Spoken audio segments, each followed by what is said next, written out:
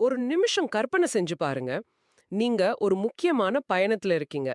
நீங்க போயிட்டு இருக்கிற நெடுஞ்சால ஆரம்பத்துல ரொம்ப அகலமா, சூப்பரா, எந்த டிராஃபிக்கும் இல்லாம ரொம்ப வேகமா போகக்கூடிய ஒரு பாதையா இருந்துச்சு. ம். ரொம்ப ஸ்மூத்தான பயணம்னு சொல்லலாம். ஆமா, எந்த விதமான தடங்களும் இல்லாம உங்க கார நீங்க ஓட்டிட்டு போனீங்க. ஆனா இப்போ திடீர்னு எங்க பார்த்தாலும் ஒரே வாகன நெரிசல். வண்டிகள் ஊர்ந்து கூட போல. அப்படியே நிக்குது. உங்களுக்கு ரொம்ப முக்கியமான ஒரு மீட்டிங் இருக்கும். ஆனா நகரவே முடியாது. அது மட்டுமா, டிராஃபிக்ல வண்டி அப்படியே நின்னாலும், அந்த சாலையோட சுங்க கட்டணம், அதாவது டோல் ஃபீ, ஒவ்வொரு நிமிஷமும் எக்கச்சக்கமா ஏறிக்கிட்டே போகுதுன்னு கற்பனை செஞ்சு பாருங்க. அட பாவமே! நகரவும் முடியாது. ஆனா காசு மட்டும் போயிட்டே இருக்கும். கரெக்ட். நீங்க நகரவே இல்ல. ஆனா நீங்க குடுக்க வேண்டிய கட்டணம் மட்டும் ராக்கெட் வேகத்துல உயருது. வேகம் கம்மி, ஆனா செலவு ரொம்ப அதிகம். இத விட ஒரு மோசமான பயணம் இருக்க முடியுமா? கண்டிப்பா முடியாது. நம்ம கட்டுப்பாட்ட நாம இழந்துட்டோம் அப்படிங்கிற ஒரு உணர்வு தான் அங்க வரும். நம்ம நேரமும், பணமும், என்ன சொல்றது, எந்த பயனும் இல்லாம வீணாகுதேன்னு ஒரு விரக்தி வரும். சரியா சொன்னீங்க. இந்த ஆழமான அலசலுக்கு உங்கள வரவேற்கிறோம். இன்னைக்கு நாம பார்க்க போற விஷயமும் இந்த சாலை நெரிசல பத்தி தான். ஆனா இது தார் சாலையில நடக்கிற நெரிசல் இல்ல. இது டிஜிட்டல் உலகத்துல, குறிப்பா பிளாக் செயின் உலகத்துல நடக்கிற நெரிசல். ஆமாம். அவேக்கெண்டாவோ சமீபத்துல வெளியிட்டு இருக்கிற ஒரு மிகப்பெரிய அப்டேட்ட பத்தி தான் நாம இன்னைக்கு ஆழமா அலச போறோம். அந்த அறிவிப்போட பேரு multi chain parallel ecosystem expansion plan. பேர் கொஞ்சம் பெருசா, ரொம்ப டெக்னிக்கலா தெரியலாம். கண்டிப்பா. ஆனா கவலை வேண்டாம். உங்களுக்காக பல சோர்ஸ் ஆவணங்கள ஒண்ணு சேர்த்து, இந்த அப்டேட்டோட பின்னணியில இருக்கிற விஷயங்கள ரொம்ப சுலபமா நாம விளக்கப் போறோம். சரி, இத நம்ம கொஞ்சம் விரிவாவே அலசுவோம். ஆரம்பிக்கலாம். இந்த அப்டேட் ஏதோ ஒரு சாதாரண டெக்னிக்கல் சேஞ்ச் கிடையாது. பெரிய அளவுல பார்த்தீங்கன்னா, இது ஒட்டுமொத்த டிஃபை, அதாவது டீசென்ட்ரலைஸ்ட் ஃபைனான்ஸ் மற்றும் பிரைவசி ஃபைனான்ஸ் எதிர்காலத்தையே மாத்த போற ஒரு விஷயம். சூப்பர். முதல்ல தற்போதைய சிக்கல் என்ன? அது ஏன் வந்துச்சு? அப்படிங்கறத நம்ம பாப்போம். அவேக்கன் ஏகோசிஸ்டம் இதுவரைக்கும் பாலிகான் நெட்வொர்க்க மட்டுமே முழுமையா நம்பி இருந்துச்சு. ம். பாலிகான் ஆரம்பத்துல ரொம்ப சூப்பரா தான் வேலை செஞ்சது. ஆமா. மிக வேகமான பரிவர்த்தனை, ரொம்ப குறைவான கட்டணம்னு எல்லாமே நல்லா தான் போயிட்டு இருந்துச்சு. ஆனா சமீப காலமா அங்க என்ன நடக்குது? ஏன் இந்த நெரிசல் வந்துச்சு? நீங்க ஆரம்பத்துல சொன்ன அதே நெடுஞ்சாலை கதை தான் இங்கேயும். பாலிகான் நெட்வொர்க்ல தொடர்ச்சியான நெரிசல், அதாவது கன்ஜெஷன் உருவாகிடுச்சு. ஓஹோ! யூசர்கள் அதிகமாயிட்டாங்களா? ஆஹா. நெட்வொர்க் பரிவர்த்தனைகள் குவியும் போது அந்த பிளாக் செயினால அதை உடனே ப்ராசஸ் பண்ண முடியல. இதை இன்னும் கொஞ்சம் ஆழமா புரிஞ்சுக்கணும்னா, பிளாக் செயின் எப்படி வேலை செய்யுதுன்னு நாம பார்க்கணும். ஒரு பிளாக்குக்கு இவ்ளோ டேட்டா தான் அப்படிங்கிற லிமிட் இருக்கு. கரெக்ட்டா? எக்ஸாக்ட்லி.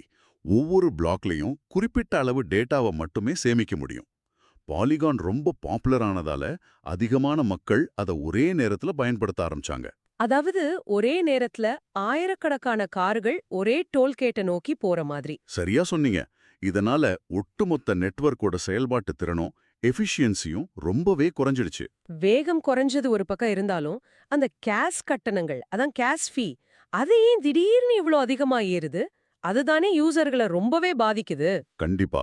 பிளாக் செயின்ல இந்த கேஷ் ஃபீ அப்படிங்கிறது ஒரு ஏழமுறை மாதிரி தான் வேலை செய்யும். நெட்வொர்க்ல டிராஃபிக் அதிகமாகும்போது பிளாக் ஸ்பேஸுக்கான டிமாண்ட் கூடிடும். ம். அதாவது இடம் குறைவு, ஆனா தேவை அதிகம். ஆமா.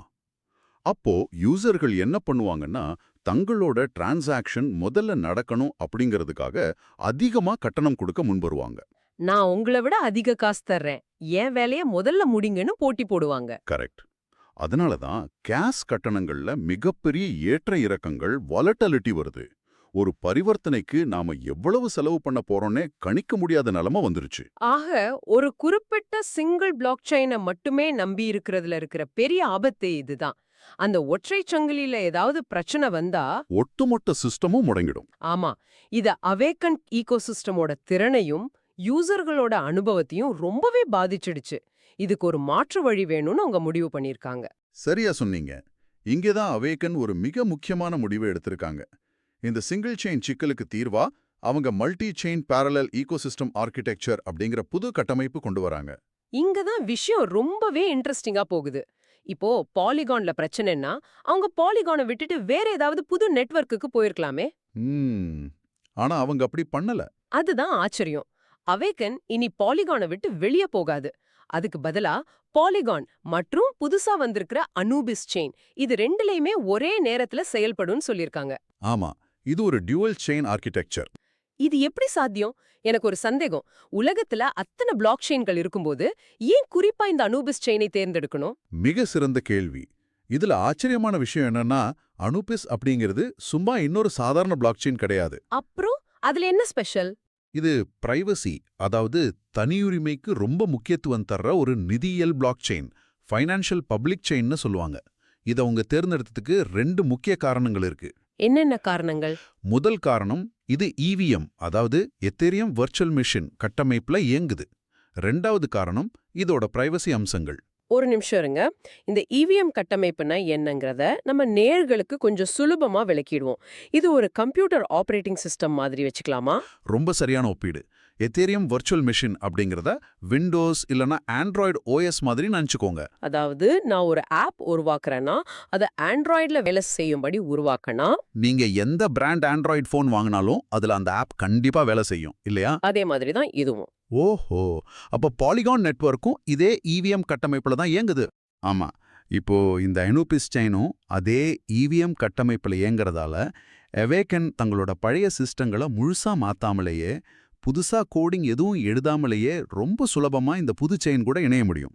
சூப்பர். அதனால தான் அவங்க பாலிகான்ல இருக்கிற அமைப்புகளை அப்படியே வச்சுக்கிட்டு அனூபிஸ்லயும் விரிவடைய முடியுது. இது பழைய வீட்டை இடிச்சிட்டு புது வீடு கட்டுற மாதிரி கிடையாது. கரெக்ட். இதை நாம ஆரம்பத்துல பேசின அந்த நெடுஞ்சாலை உதாரணத்தோடவே ஒப்பிட்டு பார்க்கலாம். ஆமா. அதாவது நெரிசலான அந்த பழைய நெடுஞ்சாலைய மூடிடாம அதுக்கு பக்கத்திலேயே மிக வேகமா போகக்கூடிய ஒரு புது எக்ஸ்பிரஸ் கார்பூல் லேனை உருவாக்குற மாதிரி. எக்ஸாக்ட்லி. உங்களுக்கு பழைய சாலையே போதும்னா நீங்க அங்கேயே மெதுவா பயணிக்கலாம். இல்ல, எனக்கு நெரிசல் இல்லாம வேகமா போகணும்னா நான் வண்டிய மாத்தாமலேயே அந்த புது எக்ஸ்பிரஸ் லேனுக்கு மாறிக்கலாம். ரொம்ப அருமையான விஷயம். இந்த அனூபிஸ் எக்ஸ்பிரஸ் லேண்ட்ல இன்னொரு ஸ்பெஷலும் இருக்கு. அதுதான் பிரைவசி. பொதுவான பிளாக் செயின்கள்ல பாத்தீங்கன்னா எல்லாமே வெளிப்படையா இருக்கும், டிரான்ஸ்பரன்சி அதிகம். ஆமா.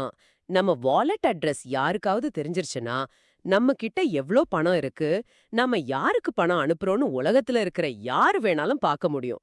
அதுதான் பல பெரிய முதலீட்டாளர்களுக்கும் நிறுவனங்களுக்கும் ஒரு மிகப்பெரிய சிக்கலா இருந்துச்சு. கண்டிப்பா. என் பேங்க் அக்கவுண்ட்ல எவ்ளோ பேலன்ஸ் இருக்குன்னு ஊருக்கே காட்ட நான் விரும்ப மாட்டேன் இல்லையா? சரியா பிடிச்சிங்க. அனுபிஸ் இந்த சிக்கலை தீர்க்குது. இது ஸ்மார்ட் கான்ட்ராக்டுகள் கூட பிரைவசி மெக்கானிசத்தை ரொம்ப ஆழமா ஒருங்கிணைக்குது. ஓ, அப்போ டேட்டா சேஃபா இருக்கும். ஆமா, உங்க நிதியியல் தரவுகள் பாதுகாக்கப்படுற ஒரு தனியுரிமை உள்கட்டமைப்பு இது உருவாக்குது. பரிவர்த்தனைகள் ரொம்ப வேகமா நடக்கும், கேஸ் கட்டணம் ரொம்ப கம்மியா இருக்கும், அதே நேரத்துல உங்க டேட்டா யாருக்கும் தெரியாம ரொம்ப பாதுகாப்பா இருக்கும். கேட்கவே ரொம்ப சிறப்பா இருக்கு. ஆனா இத கேட்டுட்டு இருக்கிறவங்களுக்கு இப்போ உடனே ஒரு பயம் வரலாம். என்ன பயம்? புது செயின், புது டெக்னாலஜி எல்லாம் சூப்பர் தான். ஆனா பாலிகான் செயின்ல இருக்கிற என் பழைய அசெட்ஸ், அதாவது சொத்துக்கள் எல்லாம் பாதுகாப்பா இருக்குமா? நியாயமான கேள்வி. நான் ஏதாவது கஷ்டமான டெக்னிக்கல் வேலைகளை பண்ணணுமா? என் பணம் எங்கேயாவது போயிடுமோன்னு ஒரு அச்சம் வரது இயல்பு தானே? அந்த அச்சமே வேண்டாம். அதுக்கான பதில நான் ரொம்ப தெளிவாவே சொல்லிடுறேன். உங்க சொத்துக்கள் 100% பாதுகாப்பா இருக்கும். இந்த மல்டி செயின் திட்டத்தோட மிக முக்கியமான அம்சமே இதுதான். அப்பாடா, இது பெரிய நிம்மதி. தற்போதைய பாலிகான் செயின்ல இருக்க எந்த ஒரு சொத்தும் எந்த ஒரு ஃபங்க்ஷனும் இதனால பாதிக்கப்படாது. ஏற்கனவே இருக்கிற எல்லாமே வழக்கம் போலவே ரொம்ப ஸ்டேபிளா தொடரும். அப்போ யாரும் நம்மள கட்டாயப்படுத்தி புது செயினுக்கு மாத்த போறதில்ல? கண்டிப்பா கிடையாது. உங்களை யாரும் வற்புறுத்த மாட்டாங்க. ரொம்ப நல்ல விஷயம். அப்படியானால் இந்த மாற்றம் எப்படி படிப்படியா நடக்கும்? யூசர்களுக்கு எந்த சிக்கலும் இல்லாம இது எப்படி சாத்தியமாகும்னு தெரிஞ்சுக்க ஆர்வமா இருக்கேன். இத பத்தி கொஞ்சம் ஸ்டெப் பை ஸ்டெப்பா சொல்ல முடியுமா? நிச்சயம். இந்த மாற்றத்தை அவங்க ரொம்ப கவனமா 3 படிகளா பிளான் பண்ணியிருக்கிறாங்க. முதல் படியா தற்போதைய சிஸ்டம் அப்படியே எந்த மாற்றமும் இல்லாம இயங்கும். ஓகே, யூசர்கள் வழக்கம் போலவே அவங்க வேலைகளை பார்க்கலாம். ஆமா. 2வது படியா என்ன பண்ணுவாங்கன்னா, அனோபிஸ் செயின்ல புது ஸ்மார்ட் கான்ட்ராக்டுகளை உருவாக்கி அங்க டெஸ்ட் பண்ணி இன்ஸ்டால் பண்ணுவாங்க. அதாவது நம்ம புது எக்ஸ்பிரஸ் லேன்ல டோல் பூத்துகளை அமைச்சு எல்லாம் சரியா வேலை செய்தான்னு செக் பண்ற மாதிரி. கரெக்ட். அடுத்து 3வது படி, இதுதான் ரொம்ப முக்கியம். 2 செயின்களுக்கும் இடையிலான கிராஸ் செயின் பிரிட்ஜ் மற்றும் மைக்ரேஷன் டூல்ஸ், அதாவது மாறுவதற்கான கருவிகள் படிப்படியா அறிமுகப்படுத்தப்படும். ஓ, இந்த பிரிட்ஜ் மூலமா நாம ஒரு செயின்ல இருந்து இன்னொரு செயினுக்கு மாறிக்கலாம். ஆமா. இதுல ஃபேசினேட்டிங்கான விஷயம் என்னன்னா, மாறுறது ரொம்பவே சுலபமா இருக்கும். யூசர்கள் எந்த ஒரு சிக்கலான கோடிங் அறிவோ கஷ்டமான செயல்பாடுகளோ இல்லாம ரொம்ப ஸ்மூத்தா 2 செயின்களுக்கு நடுவுல மாறிக்க முடியும். அப்போ எனக்கு எந்த செயின் வேணும்னு நானே முடிவு பண்ணிக்கலாம். கண்டிப்பா தங்களுக்கு தேவையான செயினை யூசர்களே சுதந்திரமா தேர்ந்தெடுக்கலாம். இது ஒரு ஒன் கிளிக் ப்ராசஸ் மாதிரி ரொம்ப யூசர் ஃப்ரெண்ட்லியா டிசைன் பண்ணப்படும். ரொம்ப தெளிவான விளக்கம். சரி, இப்போ நாம இந்த ஆழமான அலசலோட மிக முக்கியமான பகுதிக்கு வருவோம். ஒரு புது நெடுஞ்சாலைய, ஒரு புது எக்ஸ்பிரஸ் லேன கட்டிட்டா மட்டும் போதாது. ஆமா, அதுல கார்கள் ஓடணும்ல. கண்டிப்பா சுங்கச்சாவடிகள்ல பணம் இருக்கணும். இதுக்காக இந்த மல்டி செயின் அப்டேட்டை தொடர்ந்து அவேக்கன் ஒரு அதிரடியான திட்டத்தை அனௌன்ஸ் பண்ணிருக்காங்க. அதோட பேரு initial liquidity offering community co-building plan. ம் சுருக்கமா ILO அப்படின்னு சொல்லுவாங்க. கரெக்ட். இந்த ILOனா என்ன? இதுல யூசர்கள் எப்படி பங்கேற்பது? கொஞ்சம் விளக்குங்க. இந்த புது அனுபிஸ் செயின்ல ஒரு ஆழமான லிக்விடிட்டி கட்டமைப்பு, அதாவது பணப்புழக்கத்தை உருவாக்குறதுக்கான முதல் படிதான் இந்த ILO. லிக்விடிட்டி அப்படிங்கறத கொஞ்சம் சிம்பிளா சொல்ல முடியுமா? கண்டிப்பா. ஒரு டீசென்ட்ரலைஸ்டு எக்ஸ்சேஞ்ச் வேலை செய்யணும்னா அதுல பரிமாற்றம் செய்யறதுக்கு போதுமான டோக்கன்கள் எப்பவுமே இருக்கணும். அதைத்தான் நாம லிக்விடிட்டின்னு சொல்றோம். அதாவது கடையில சரக்கு இருந்தா தானே வியாபாரம் நடக்கும். எக்ஸாக்ட்லி. அந்த சரக்கு ஆரம்பத்துல நிரப்புறதுக்கான திட்டம் தான் இந்த ILO. இது ஒட்டுமொத்த கம்யூனிட்டியும் சேர்ந்து ஈகோ சிஸ்டமா உருவாக்குற ஒரு திட்டமாகும். ஓகே, அப்படியானால் இந்த திட்டத்துல நான் கலந்துக்கணும்னா என்னென்ன விதிகள் இருக்கு? நான் எப்படி இதுல முதலீடு செய்யறது? எந்த டோக்கனை நான் கொடுக்கணும்? இதுல பங்கேற்கணும்னா யூசர்கள் டை டோக்கன்களை ILO பூல்ல டெபாசிட் செய்யணும். டை டோக்கனா? ஏன் குறிப்பா டை? ஏன்னா டை அப்படிங்கிறது அமெரிக்க டாலருக்கு நிகரான மதிப்புடைய ஒரு ஸ்டேபிள் காயின். இதோட மதிப்பு பெரிய அளவுல மாறாது அப்படிங்கறதால ஆரம்ப கட்ட லிக்விடிட்டியை உருவாக்க இது ஒரு ரொம்ப பாதுகாப்பான தேர்வா இருக்கு. ஓ, டை டோக்கன்களை டெபாசிட் செய்யணும். புரிஞ்சுது. நான் எவ்வளவு வேணாலும் முதலீடு செய்யாமா? இப்போ என்கிட்ட பில்லியன் கணக்குல பணம் இருக்கு. நான் ஒரு கிரிப்டோ வேல். அப்படின்னா நான் மொத்த லிக்விடிட்டியையும் ஆக்கிரமிச்சுக்க முடியுமா? அதை தடுத்து நிறுத்துறதுக்கு தான் சில கடுமையான கட்டுப்பாடுகள் வச்சிருக்காங்க. எல்லாமே நியாயமா நடக்கணும், நிலையான வளர்ச்சி இருக்கணும் அப்படிங்கிறதுக்காக ஒரு லிமிட் இருக்கு. என்ன லிமிட் அது? ஒரு வாலெட் முகவரிக்கு, அதாவது ஒரு அக்கவுண்ட்டுக்கு குறைந்தபட்சம் 1000 டை முதல் அதிகபட்சம் 1,00,000 டை வரை மட்டுமே முதலீடு செய்ய முடியும்னு அவேக்கன் ரூல்ஸ் போட்டிருக்காங்க. ஆஹா, இது ரொம்ப நல்ல விஷயமாச்சே. ஒரு தனிநபர் அல்லது ஒரு பெரிய நிறுவனம் மொத்த நெட்வொர்க்கையும் தன்னோட கண்ட்ரோல்ல கொண்டு வர்றது இது தடுக்குது. ஆமா, இந்த ஈகோசிஸ்டம் பலதரப்பட்ட மக்களோட கைகள்ல இருக்கணுங்கிறது தான் இதோட முக்கிய நோக்கம். 1000 முதல் 1,00,000 வரை. இது கிளியரா இருக்கு. இந்த ILO ஒரே கட்டமா நடக்க போகுதா அல்லது பல கட்டங்களா பிரிச்சிருக்காங்களா? இதுதான் இதுல இருக்கிற ஒரு சுவாரஸ்யமான தந்திரம். இது 3 சுற்றுகளா 3 ரவுண்ட்ஸா ரொம்ப துல்லியமா பிளான் பண்ணப்பட்டிருக்கு. ஒவ்வொரு ரவுண்டுக்கும் தனித்தனியான ஒதுக்கீடுகள், தனித்தனி தேதிகள் இருக்கு. இந்த 3 சுற்றுகளையும் பார்த்தா ஒரு பெரிய சைக்காலஜிக்கல் ஸ்ட்ராட்டஜி, அதாவது மனவியல் தந்திரம் இருக்கிற மாதிரி தெரியுது. நேயர்களே, இத நீங்க ரொம்ப கவனமாக கேட்கணும். முதல் சுற்று எப்போ ஆரம்பிக்குது? அதுல எவ்வளவு ஒதுக்கீடு? முதல் சுற்றுக்கான மொத்த ஒதுக்கீடு 100 மில்லியன் டை. இது 2026ஆம் ஆண்டு மார்ச் 31ஆம் தேதி சிங்கப்பூர் மற்றும் ஐரோப்பா நேரப்படி தொடங்குது. அமெரிக்க நேரப்படி பார்த்தா மார்ச் 30 தொடங்கும். ஓகே, 100 மில்லியன் டை. அப்போ ரெண்டாவது சுற்று? முதல் சுற்று முடிஞ்ச வெறும் சில நாட்கள்லயே 2வது சுற்று தொடங்கணும். அதாவது ஏப்ரல் 3ஆம் தேதி சிங்கப்பூர் நேரப்படியும் ஏப்ரல் 2ஆம் தேதி அமெரிக்க நேரப்படியும் தொடங்கும். ஆனா இதுல கவனிங்க, ஒதுக்கீடு வெறும் 60 மில்லியன் டையார குறைக்கப்படுது. 100ல இருந்து 60க்கு குறைஞ்சிருச்சு. மூணாவது சுற்றுக்கு என்ன நிலைமை? அதுவும் சில நாட்கள்லயே ஏப்ரல் 6ஆம் தேதி சிங்கப்பூர் ஐரோப்பா நேரப்படியும் ஏப்ரல் 5 அமெரிக்க நேரப்படியும் தொடங்கும். அதுலயும் ஒதுக்கீடு வெறும் 60 மில்லியன் டை மட்டுமே. இதையே இப்படி ஒதுக்கீட்ட சுருக்கிக்கிட்டே போறாங்க. இது ஒரு வகையான அவசரத்தை, அதாவது கிரிப்டோல நாம சொல்லுவோமே FOMO, fear of missing out, அந்த மனநிலையை உருவாக்குறதுக்கான உத்தி. வாய்ப்பை விட்டுடுவோமோங்கிற பயம். ஆமா, மொத்தமா 220 மில்லியன் டா அப்படிங்கிற ஒரு மிகப்பெரிய தொகையை அவங்க திரட்டணும். இது சாதாரணமான விஷயம் கிடையாது. அதனால முதல் சுற்றுல பெரிய தொகையை வச்சு மக்களை உள்ள கொண்டு வராங்க. அடுத்தடுத்த சுற்றுகள்ல ஒதுக்கீடு குறையும் போது நம்ம சீக்கிரமா முந்திக்கணும் அப்படிங்கிற ஒரு உந்துதல் முதலீட்டாளர்களுக்கு வருது. எக்ஸாக்ட்லி. இங்க நான் நேயர்களுக்கு ஒரு முக்கியமான குறிப்ப, ஒரு அலர்ட்ட சொல்ல விரும்புறேன். இது ஏதோ ஒரு மாசம் முழுசா நிதானமா நடக்கிற சேல் கிடையாது. இது ஃபர்ஸ்ட் கம் ஃபர்ஸ்ட் சர்வ்ட். அதாவது முதல்ல வர்றவங்களுக்கே முன்னுரிமை அப்படிங்கிற அடிப்படையில தான் இயங்கும். ஆமா, அது ரொம்ப முக்கியம். ஒரு ரவுண்டுக்கான டைம் முடிஞ்சாலோ அல்லது அந்த ரவுண்டுக்கான ஒதுக்கீடு முழுமையா விற்று தீர்ந்தாலோ அந்த சுற்று உடனே தானாகவே முடிஞ்சிடும். நீங்க பொறுமையா யோசிச்சுட்டு இருக்கும்போதே வாய்ப்பு கை நழுவி போயிடலாம். அதனால தான் அவங்க டேப் பக்கத்திலேயே, அதாவது அவங்க ஆப்லயே இதற்கான லைவ் கவுண்டவுன் நேரலை டைமர் காட்டப்படும்னு சொல்லியிருக்காங்க. யூசர்கள் முன்கூட்டியே தங்களோட டை டோக்கன்களை ரெடியா வச்சிருக்கிறது ரொம்ப அவசியம். ஆக இதெல்லாம் எதை குறிக்குது? உங்களுக்கு இதுல என்ன பலன்? இந்த லிக்விடிட்டி பூல்ல பணம் போடுறதால யூசர்களுக்கு என்ன லாபம்? ஏன் அவங்க அந்த சுங்கச்சாவடியில முதலீடு செய்யணும்? இந்த ஈகோசிஸ்டம இணைந்து உருவாக்குபவர்களுக்கு, அதாவது கோ பில்டர்ஸ்க்கு அவேக்கன் 5 முக்கிய உரிமைகளை வழங்குது. அதுல மிக முக்கியமானது ஈல்ட் பெனிஃபிட்ஸ் அல்லது வருமான உரிமை. எவ்வளவு வருமானம் கிடைக்கும்னு சொல்லிருக்காங்க? இதுல பங்கேற்பவர்களுக்கு அதிகபட்சமா 300% வரை வருமானம் கிடைக்க வாய்ப்பு இருக்குன்னு அறிவிச்சிருக்காங்க. ஒரு நிமிஷம். 300% வருமானமா? வெயிட், நிஜமாவா?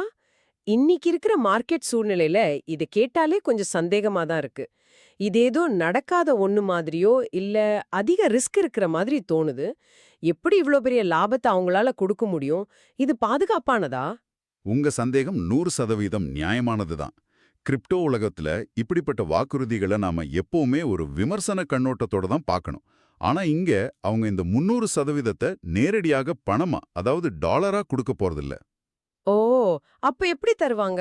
இது அந்த சிஸ்டத்தோட புரோட்டோகால் ரிலீஸ் மெக்கானிசம் மூலமா, அதாவது அந்த நெட்வொர்க்கோட சொந்த டோக்கன்களா படிப்படியா உங்களுக்கு விநியோகிக்கப்படும். அதாவது நெட்வொர்க் வளர வளர அதோட டோக்கன்ஸ ரிவார்டா தருவாங்க. ஆமா, இது ஒரு நெட்வொர்க்க ஆரம்பத்துல வளர்க்கறதுக்கான ஒரு மார்க்கெட்டிங் பட்ஜெட் மாதிரி. இது அவங்க லிக்விடிட்டி மைனிங் ரிவார்ட் அப்படின்னு சொல்றாங்க. நீங்க பணத்தை பூட்டி வைக்கிற ரிஸ்க் எடுக்கிறதால நெட்வொர்க் அதோட கருவூலத்துல இருந்து, ட்ரெஜரியில இருந்து உங்களுக்கு ஒரு ஊக்கத்தொகையை தருது. ஓஹோ, அப்போ ஒரே நாள்ல 300% லாபம் கிடைச்சிடாது. அது காலப்போக்குல அந்த சிஸ்டம் வளர வளர படிப்படியா ரிலீஸ் ஆகும். சரியா புரிஞ்சுக்கிட்டீங்க. இதுல நாம கவனிக்க வேண்டிய சில ரிஸ்குகளும் அபாயங்களும் இருக்குல்ல. உதாரணத்துக்கு, இந்த அனுபீஸ் செயினை யாருமே பயன்படுத்தலைன்னா என்ன நடக்கும்? அல்லது அந்த புது ஸ்மார்ட் கான்ட்ராக்ட்ல ஏதாவது டெக்னிக்கல் கோளாறு இருந்தா என்னாகும்?